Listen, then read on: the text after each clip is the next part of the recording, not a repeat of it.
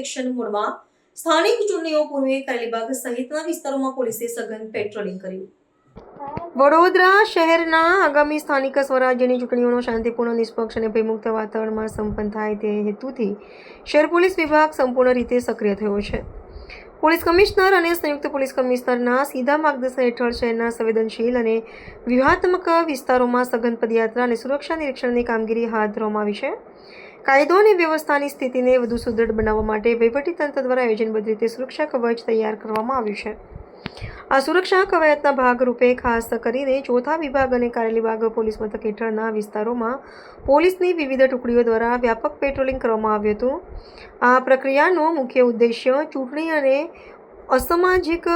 પૂર્વે અસામાજિક તત્વો પર અંકુશ મેળવવો અને પ્રજામાં વિશ્વાસનું વાતાવરણ ઊભું કરવાનો છે। પોલીસ દળોની આ પ્રભાવી હાજરીથી કોઈપણ અનિચ્છનીય ઘટનાને અટકાવી શકાય અને આચાર સંહિતાનું ચુસ્ત પાલન સુનિશ્ચિત કરી શકાય તે માટે આક્રમક વ્યૂહરચના આપવામાં આવી છે। વડોદરા પોલીસની આ સક્રિય કામગીરીથી સ્થાનિક નાગરિકોમાં સુરક્ષાની ભાવના પ્રબળ બની છે। ઉચ્ચ અધિકારીઓના જણાવ્યા અનુસાર આગામી દિવસોમાં નિરીક્ષણ પ્રક્રિયા વધુ સઘન બનાવવામાં આવશે, જેથી લોકશાહીના પર્વ દરમિયાન શાંતિ ડોળવાનો પ્રયાસ કરનારા તત્વો સામે કડક કાર્યવાહી કરી શકાય।